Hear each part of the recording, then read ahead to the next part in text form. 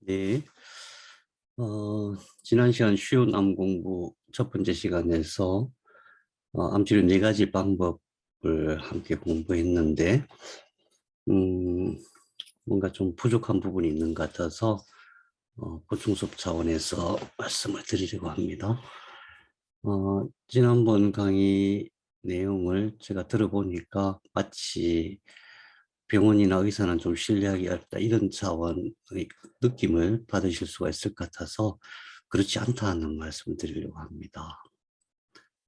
제목은 병원 사용 설명서. 네. 병원 가는 것을 두려워하죠. 누구나 다 두려워하죠. 특히 암 진단 받고 나면은 병원 가는 것이 많이 두렵습니다. 근본적인 문제는 이거 같아요. 의사 선생님한테 제 암 완치 가능합니까? 물어야 되죠, 일단은. 그분이 어떻게 말씀하시더라도 그렇게 물어야 돼요. 그러면 그분은 여러 가지 말씀을 하실 수 있지만은 핵심은 그거죠. 완치가 가능하다고 말할 수는 없습니다. 열심히 해 봅시다. 그렇게 얘기하실 수밖에 없죠. 혹시 병원이 아니고 다른 대체의학이나 대안의학이나 자연의학 하시는 선생님들에게 묻더라도 답은 마찬가지입니다. "제 암은 완치가 가능한가요?" 예. 완치가 가능하다고 말할 수 있는 분은 없죠. 왜 그런가? 왜 그러냐 하면은 우리 몸 60조 개의 세포가 있잖아요. 60조 개. 상상이 되시나요? 60조 개의 세포가 있는데 그 60조 개의 세포가 만들어내는 생명 물질은 종류만 100만 가지입니다. 종류만. 이 개수는 상상할 수가 없고 100만 가지 종류의 생명 물질이 60조 개의 세포 사이에서 서로 연결되어서 작동하는 것이 그것이 생명 현상인데 그것을 인간이 인위적으로 조절하고 통제하고 하는 것은 불가능하죠. 더욱이 어떤 사람에게 어떤 효과가 있다고 했을 때 그것이 모든 사람에게 동일하게 효과가 나타난다 이렇게 볼 수가 없는 거거든요. 그래서 누구든지 치유자라면은 같이 열심히 한번 해 봅시다 이렇게 얘기하는 것이 정답이고, 만일에 그것은 이렇게 하면 치료할 수 있습니다. 또는 내가 치료해 드릴 수 있습니다. 라고 얘기하는 것은, 그것은 쓸 수가 없는 말입니다. 게다가, 병원에 대한 부정적인 관점에서 쓰여진 책들이 참 많거든요. 제목이 굉장히 선정적이죠. 의사에게 살해당하지 않는 47가지 방법. 약에게 살해당하지 않는 47가지 방법. 항암제로 살해당하다. 항암제 암 치료로 살해당하지 않는 7가지 방법. 암과 싸우지 마라. 시한부 3개월은 거짓말이다. 암 치료가 당신을 죽인다. 만일에 이런 책들을 읽으면은 겁이 날 수밖에 없잖아요. 항암하는 것이 두렵고 병원 가는 것이 두렵고 그래요. 근데 이 책을 쓴 사람들 가만히 이렇게 보면은 그렇게 많은 사람들이 아닙니다. 다 몇몇 사람들이고, 그렇다고 이분이 암과 또 치료에 대한 모든 것을 전반적으로 다 이해하고 다 파악하고 오류가 없는 이론으로 말씀한 것은 아니거든요. 물론 일리는 있는 부분이 있어요. 다들 의사들이고 그러니까. 그러니까 이제 이런 관점에서 또 생각해 보면은 병원 가는 것이 두렵고 또 싫기도 하고 '혹시 잘못되는 게 아닌가.' 거기다가 병원에 가면은 보통 우리가 큰 대학병원, 메이저 병원에 가면은 의사와 상담할 수 있는 시간이 보통 3 분밖에 안 되잖아요. 그 3분 동안에 의사 선생님들이 자세히 설명해 줄 수도 없고, 또 내가 묻고 싶은 거는 많은데 또 거기다가 아 나의 몸 상태에서 그분이 정확하게 다 파악하고 있다 이렇게 생각해 할 수도 없고, 아마 그분이 나의 암을 치료하기 위해서 엄청 고민하고 있을 것이다. 그런 믿음이 안 생기니까 더욱이 인제 '혹시 다른 특별한 방법이 없을까?' 이런 생각을 안 할 수가 없습니다. 그렇죠. 부정적인 결과가 나오면 어떡하나. 음. 자세한 설명을 안 해 주니까 더 불안하고, 내가 말할 틈을 주지 않죠. 시간이 없어요. 내 말을 다 들어줄 시간이 없잖아요. 거기다 의사가 또 어떤 때는 막 좀 강압적으로 "아니 내 말 들으세요." 막 이런 분들도 있고, 그러다 보니까 이것 말고 뭔가 좀 특별한 치료법이 있지 않을까 이런 생각도 해요.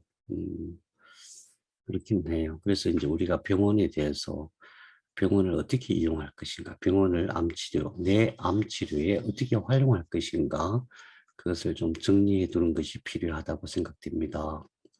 우선 현대의학에 대한 관점인데요. 여러 가지 의견들이 있죠. 다양한 관점들이 있습니다. 그런데 이것은 이제 제가 생각하는 관점인데, 현대의학에 대한 어, 관점. 우선 인체에 대한 현대의학적 지식이 굉장히 방대하다는 사실입니다. 그러니까 수많은 사람들이 수많은 사람들이 자기 평생을 바쳐서 아주 세분화된 영역에서 연구를 하고 그런 것들이 또 모아져서 이제 의학으로 의술로 이제 우리에게 다가오고 있는 것이죠. 음, 우선 그거는 인정해야 돼요. 그것보다 더 많은 의학적인 지식은 있을 수가 없어요. 너무너무 비교가 될 수밖에 없거든요. 그 다음에 그런데 현대의학도 인간이 하는 거니까 완벽할 수는 없잖아요. 부족한 면이 있을 수 있고 또 뭔가 좀 잘못된 면이 있을 수는 있죠. 반드시 있습니다. 그런 부분에 대한 비판적 시각, 비판적 관점도 인정은 해야 되는데 그걸 선택적으로 인정해야 된다. 너무 극단적인 그런 차원에서 생각하면은 오류가 있을 수가 있습니다. 그래서 현대의학이 부족한 부분은 검증이 된 대안의학, 대체의학 또는 자연의학으로 보완하자. 대안의학, 대체의학, 자연의학 또는 심지어 기능의학 이런 다양한 용어들을 쓰시는데 어쨌든 뭔가 부족한 점을 보충하기 위해서 그런 이제 의술들이 생겨났지만은 그게 주류가 될 수는 없다. 왜? 지식의 양이 너무 차이가 나요. 너무 상대적으로 지식의 양이, 그러니까 통합적으로 볼 수 있는 그런 지식의 양이 안 되기 때문이죠. 어, 거기다가 한 사람이 현대의학적인 모든 지식을 평생 공부한다고 해도 그 뭐 세 발의 피입니다. 그걸 다 공부할 수가 없어요. 양이. 그러니까 인체에 대한 지식의 양이 너무너무 많다. 인체에 대한 지식이 많다는 얘기는 인체가 그만큼 신비롭고 그만큼 세분화된, 그러니까 어마어마하게 복잡한 나누기계다 이런 차원에서 이해하시면 이해가 되실 것 같습니다. 그렇다면 병원에 대해서는 내가 어떻게 생각할 것인가? 우선 첫 번째, 병원이 뭐 하는 것입니까? 사람을 치료하는 것이죠. 나를 치료하기 위해서 존재하는 곳이잖아요. 그런 관점에서 봐야 됩니다. 내가 병원을 싫어하고 좋아하고 이게 아니라 우리나라 전국에 음, 다양한 병원들이 있는데 그분들이 전부 다 나를 치료하기 위해서 존재하고 있다. 이런 관점으로 보셔야 돼요. 다시 말하면 내가 어디든지 병원에 갈 수가 있잖아. 서울에 있는 병원에 갈 수도 있고, 부산에 있는 병원에 갈 수도 있고, 뭐 대전에 있는 병원에 갈 수도 있고, 잘생긴 의사가 있는 병원에 갈 수도 있고, 얼마든지 내가 선택할 수 있는, 선택의 권한이 나한테 있거든요. 그래서 전국에 있는 모든 병원이 나를 위해 존재하고 있다. 근데 그 병원을 설립하기 위해서는 어마어마한 자금이 투입이 되잖아요.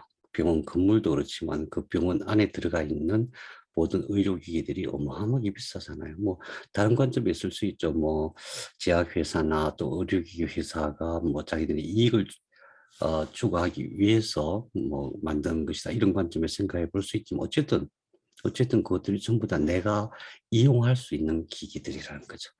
내가 이용할 수 있는 그런 건물과 기기 그런 것을 준비했다는 얘기는 누군가가 많은 돈을 투자해서 설립을 했다는 얘기죠. 그것들은 나를 기다리고 있는 거죠. 그다음에 거기에는 공부한 의사들이 계시는데 그 공부가 있잖아요.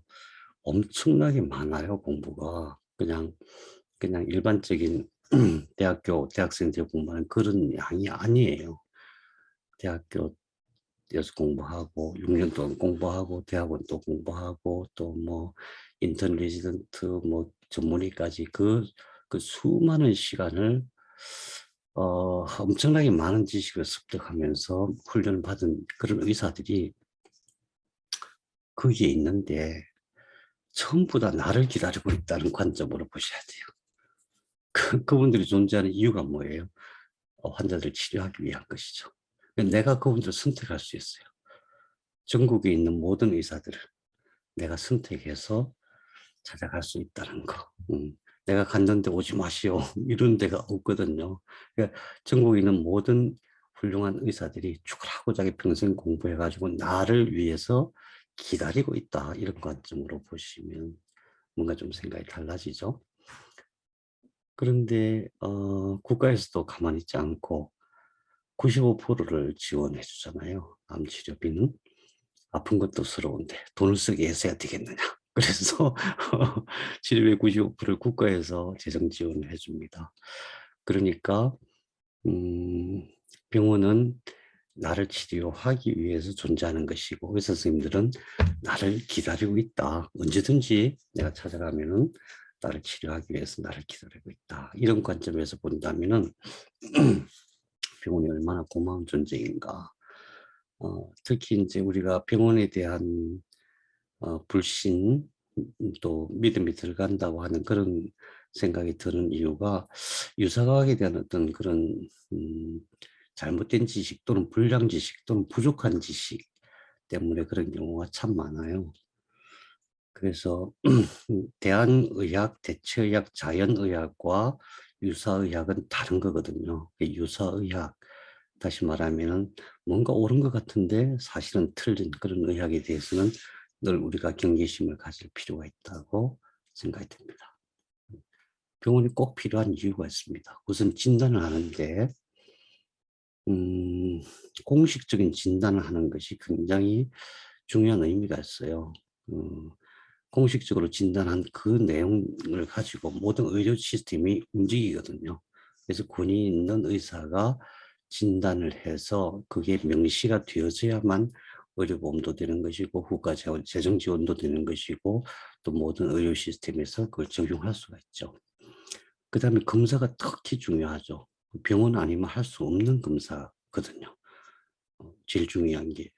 이게 이제, 굉장히 용어가 다양해서 제일 중요한 게 이제 내 암의 기본적인 원인이 되는 것이 유전자가 어떤 변이가 있고 그 변이된 유전자로 인해서 내 암세포가 어떤 단백질을 발현하고 있는가. 유전자 변이 검사라고도 하고 면역 조직 화학 검사라고도 하고 또 분자 병리 검사라고도 하는데 그 검사가 굉장히 중요한데 병원에서밖에 할 수가 없거든요. 그다음에 CT, MRI, 펫, 뼈 스캔, 초음파 심전도 이런 게 있는데 CT, MRI, 펫 같은 경우는 종합병원이 아니면은 할 수가 없어요. 그러니까 다른 데서는 확인할 수 없는 그런 검사를 할 수 있는 유일한 기관이다. 그런 의미에서 굉장히 소중하게 생각해야 되고 그다음에 수시로 혈액 검사하고 암 표지자 검사를 하잖아요.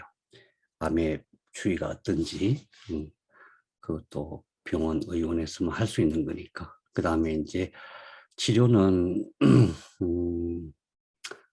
어쨌든 가장 최선의 치료라고 할 수는 없을지 몰라도 그래도 가장 기본적인 치료, 암에 대해서 하는 것이고 더욱이 암만 치료하는 게 아니거든요. 다양한 내 몸에 일어날 수 있는 여러 가지 상황에 대해서 웬만한 건 다 치료할 수 있잖아요.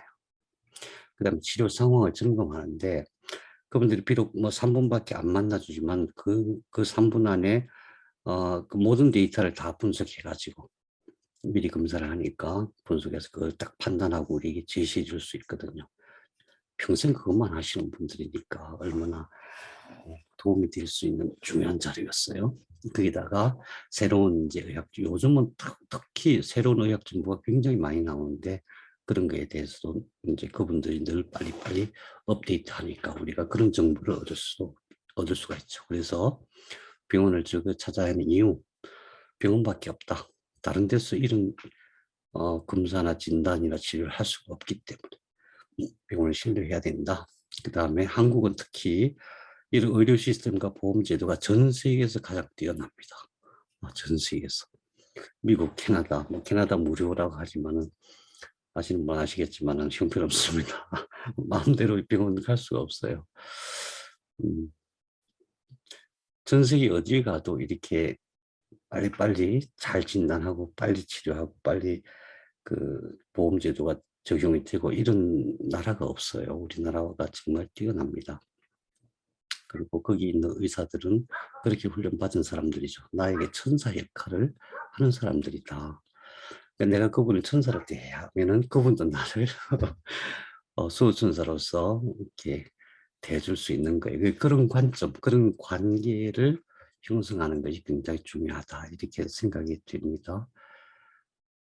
그다음에 이제 우리가 병원에 다니면서 꼭 해야 될 것이 몇 가지 있는데 해야 될 것이 첫 번째, 진료 기록을 우리 보통 병원에 가면 그냥 얘기 듣고 흘려버리거든요. 그러면 절대 안 됩니다. 병원 가서 진료하고 나오면서 수납할 때 반드시 진료 기록부를 발급받으세요. 만일에 CT나 MRI나 PET 사진을 찍었으면 또 초음파 그 자료도 CD도 영상 자료를 신청해야 하고 꼭 받으세요. 그 자료를 내가 이해하고 잘 유지하는 것이 굉장히 중요하거든요. 그래서 이제 진료 기록부 중에서 특히 중요한 내용이 진단 내용. 어떻게 그분들이 진단했는가. 그 진단한 근거가 나오거든요. 특히 면역조직 화학 검사, 그다음에 이제 그분 의사들의 소견 이런 것들을 자세히 살펴보고 그것을 가지고 내 몸의 암의 상태를 이해를 해야 됩니다. 그다음에 병원에 갈 때마다 혈액 검사를 하거든요. 그 혈액 검사 중에서도 특히 백혈구, 적혈구, 혈소판, 간 수치, 신장 수치, 그다음에 암 표지자 이것들은 반드시 기록을 유지해야 됩니다.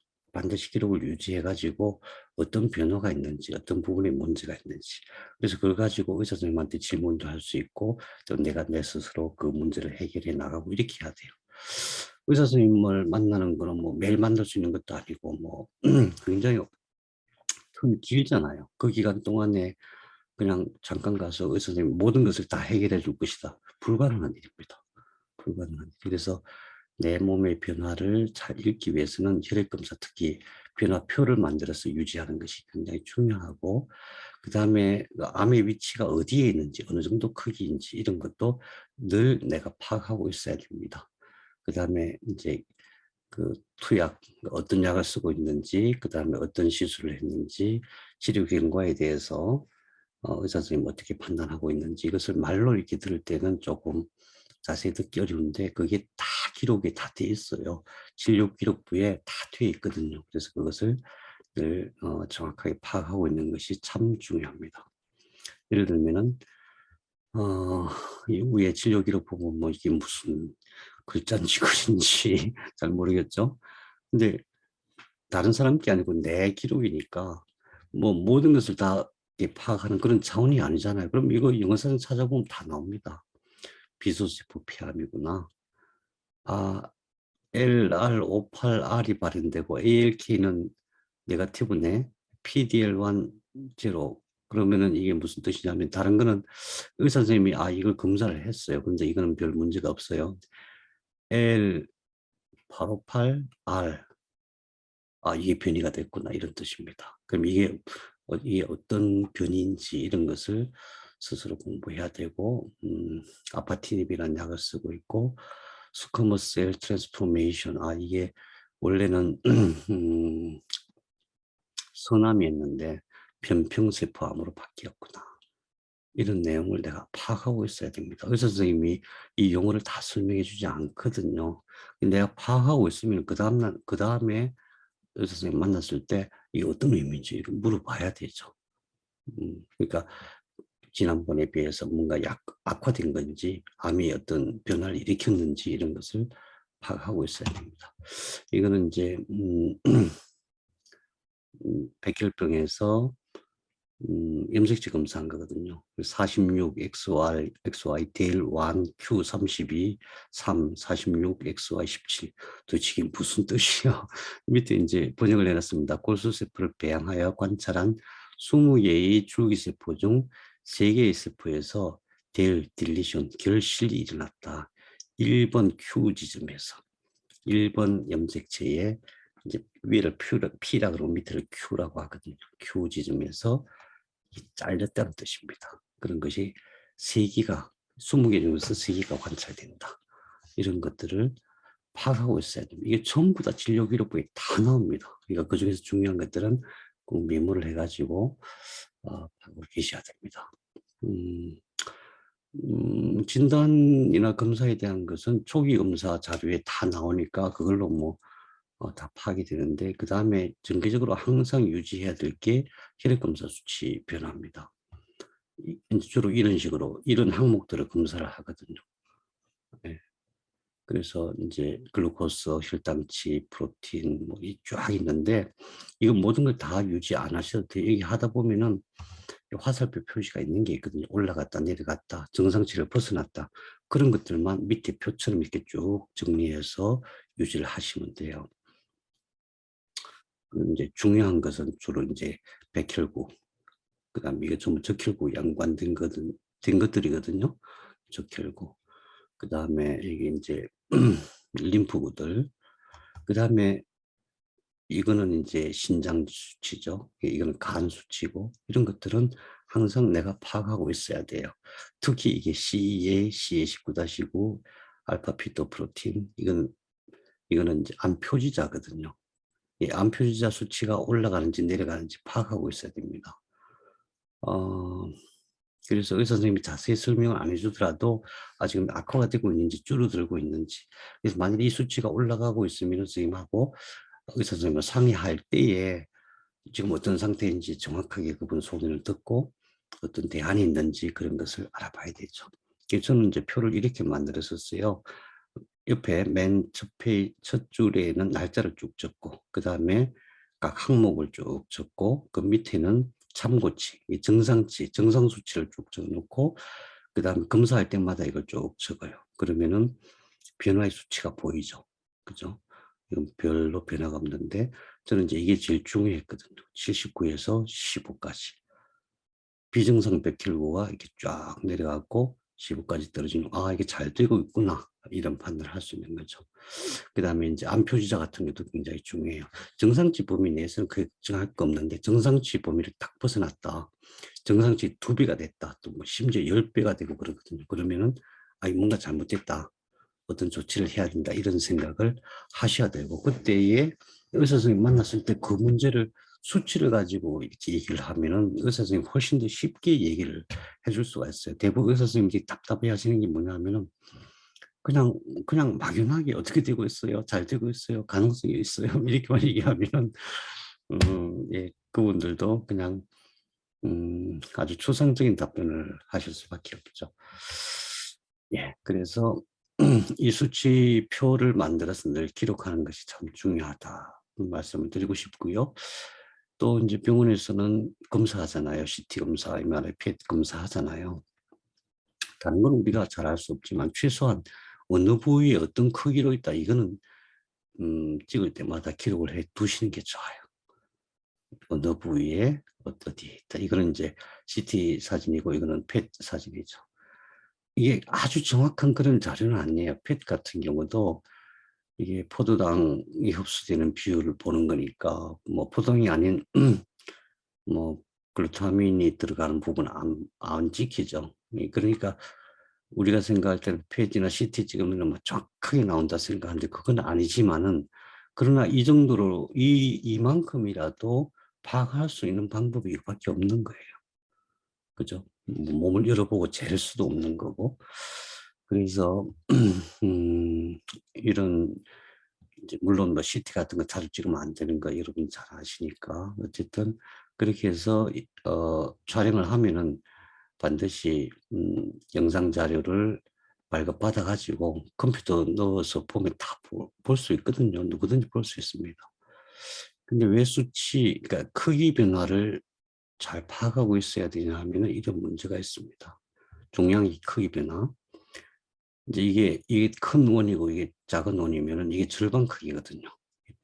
그러니까 우리가 생각할 때는 종양이 6cm였는데, 전체 크기가 6cm였는데 3cm로 줄어들었다, 그러면 이런 형태가 돼요. 6cm였는데 3cm로 줄어들었다. 근데 이게 최적이 줄어드는 거거든요. 이거는 그냥 길이, 표면의 길이고, 그러면 6cm에서 3cm 줄어들었으니까 50% 줄어들었다, 이렇게 생각하기 쉬운데 사실은 그게 아니고 이게 최적이니까 만일에 9라고 가정하면 암이 뭐 동그랗게 생긴 건 아니지만은 일단 9라고 의미를 찾기 위해서 9라고 가정을 하면은 9의 최적을 구하는 공식이 3분의 4 파이 r 3승이거든요.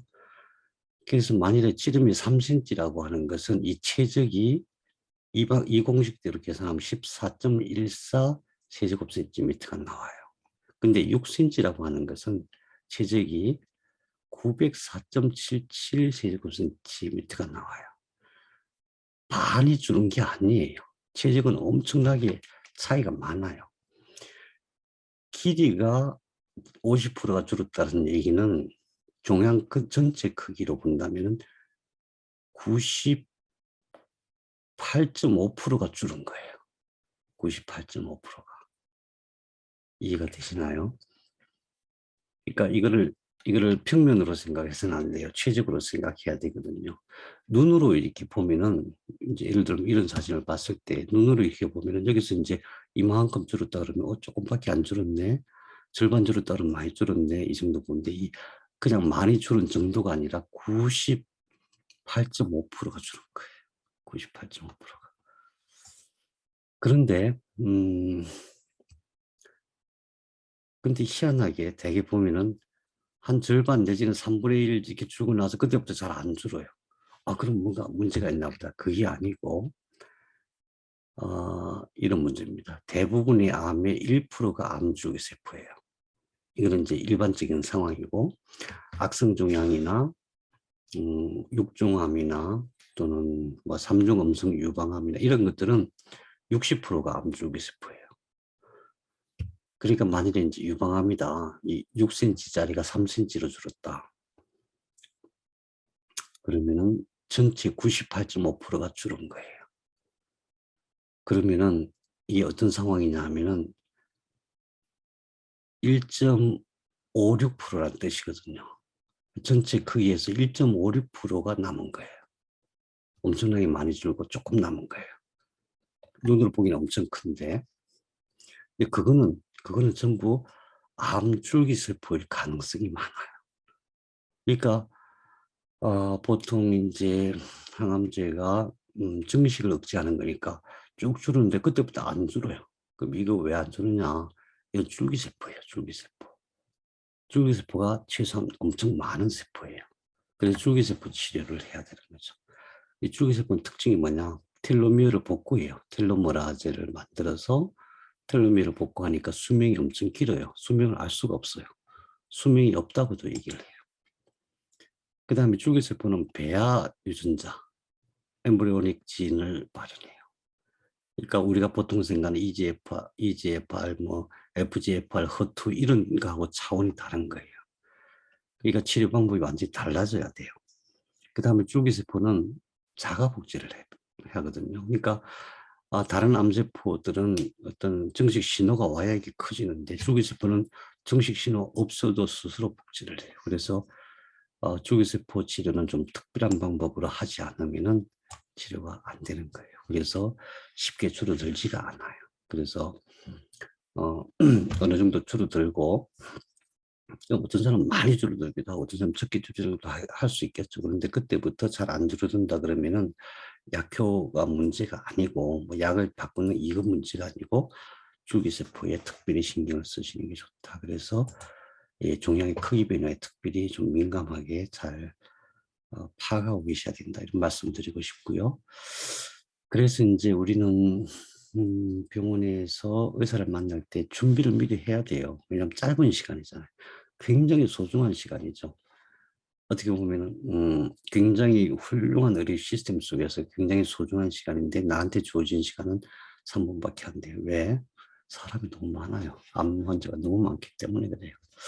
제가 저도 이제 보통 야, 이 3분 이거 갖고 뭘 하지? 이런 생각도 했었는데 어떤 병원에 갔었는데 그 의사 선생님은 얘기를 다 들어줘요.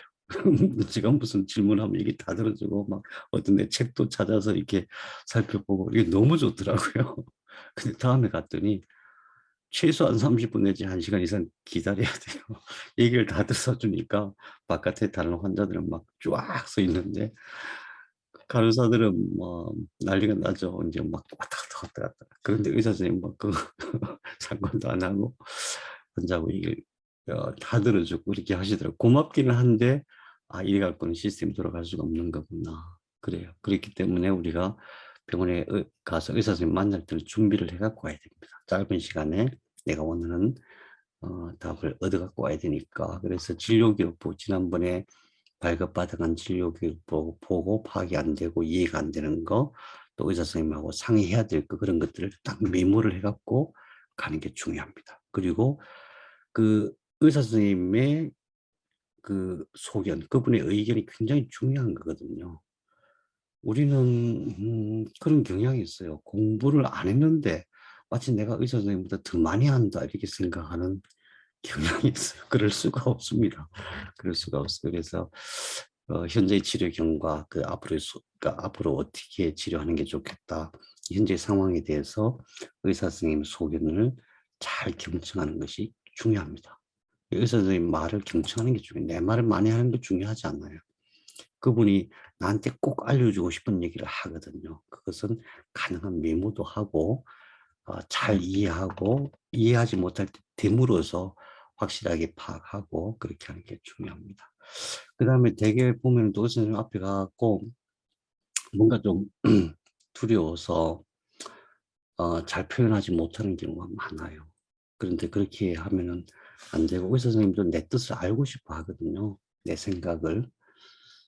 그러니까 예를 들면은 이제 항암제를 선택할 때에 대부분 요즘은 이제 표적치료제하고 세포독성 치료제 같이 섞어서 쓰잖아요. 나는 정말 세포독성 치료제가 싫어. 내 몸이 망가지는 건 정말 싫어. 뭐 암이 좀 천천히 치료가 되더라도 내 몸을 망가뜨리는 건 싫어. 뭐 이런 생각을 가지고 있다면 그걸 분명하게 표현을 해줘야 됩니다. 선생님, 내가 음 이제 항암을 열심히 하긴 할 텐데 세포독성 항암제는 정말 안 썼으면 좋겠어요. 꼭 써야 된다면 최소한으로 썼으면 좋겠어요. 그렇게 분명하게 표현을 해주면은 의사 선생님이 그거를 충분히 감안을 합니다. 충분히. 그러니까 자기 내 뜻을, 내 사정을 충분히 분명하게 말씀하시는 것이 굉장히 중요하다. 그 다음에 어찌든 간에 그분이 나를 돕는 천사로서 존재하는 것을 잊지 마시길 바라요. 음, 그렇지 않으면 이제 불신은 생기고, 물론 인간의 능력이 한계가 있다. 현대의학의 한계가 있다. 그 한계도 사실은 그 의사 선생님하고 상의해서 확인하는 게 좋아요. 어디까지 치료가 가능한 건지, 치료가 되는 것인지 안 되는 것인지, 그런 것들도 내가 갖고 있는 의문점을 가지고 상세하게 상의를 해서 이 정도는 한계가 있는 거구나, 이 정도 가능성이 있는 거구나, 이런 것을 객관적으로 정확하게 판단하는 것이 굉장히 중요합니다. 네, 그 다음에 제가 권하고 싶은 것은 반드시 동네 병원 주치의 일을 한 사람 정해 놓는 게 정말 좋습니다. 왜냐하면은 이제 암에 대해서 진단하고 검사하고 치료하기 위해서 필요한 모든 기기와 시스템은 종합병원에만 있어요. 혈액종양외과, 내과에만 있어요. 근데 그 종합병원은 환자가 너무 많아서 우리가 자주 갈 수도 없고 가서 자세히 뭐 물어보고 상담할 수도 없고 그렇잖아요.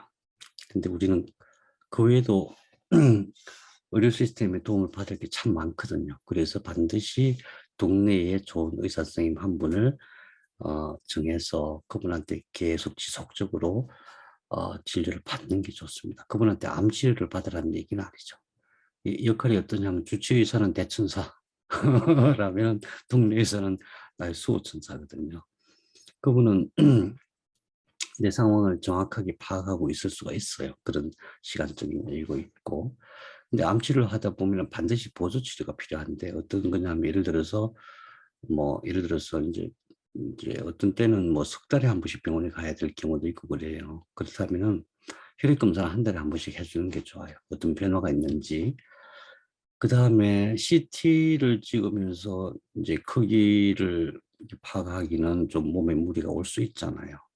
초음파가 CT보다 정확하진 않지만 그래도 크기의 변화를 볼 수는 있거든요. 그래서 초음파를 일정한 간격을 찍어서 그게 변화를 체크해 볼 수가 있고, 기타 뭐 혈압이라든가 심장이라든가 뭐 여러 가지 검사를 또 동네 병원에서 할 수 있기 때문에 그런 것들은 예, 수시로 자기가 필요할 때 하는 것이 좋다. 그다음에 항암하다 보면은 반드시 어떤 특히 적혈구 쪽에 문제가 생기고 또 혈소판에도 문제가 생기고 또 젖산 발효하는 암세포 때문에 이게 산화되는 문제도 생기고 그래요.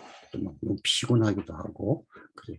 그럴 때마다 도움받을 수는 굉장히 많습니다. 아미노산 주사도 있고 영양제도 있고 항산화제 뭐 이런 것들, 전해질, 보충제 이런 것들을 가서 링거 주사 맞으면 금방 좋아지거든요. 굉장히 도움이 돼요. 돈도 많이 안 들어요.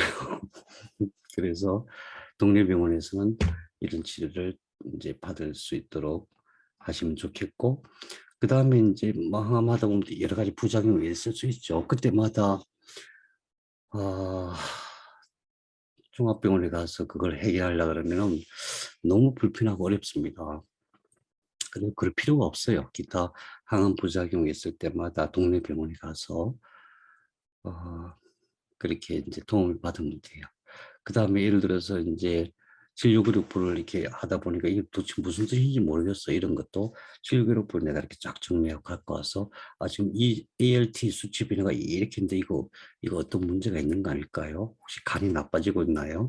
그럼 간을 좀 회복하려면 어떤 음 처방이 좀 필요할까?" 이런 식으로 상담할 수 있고 마음 편하게 상담할 수 있잖아. 그래서 동네 병원을 잘 이용하시면은 항암하는 데 훨씬 도움이 된다. 뭐 통증이 심하다 그러면 굳이 뭐 종합병원 쫓아갈 필요가 없거든요. 동네 병원에 가서 일단 기본적인 조치를 하는 것이 제일 좋다 이런 생각입니다. 예. 음 우리가 암을 치료하는데 현대의학이 완벽하게 치료하지 못한다고 하더라도 병원은 제일 중요한 의료기관이고 특히 우리나라에서는 굉장히 시스템이 잘 돼 있으니까 잘 활용하는 것이 참 좋겠다. 이런 말씀을 드렸습니다. 감사합니다.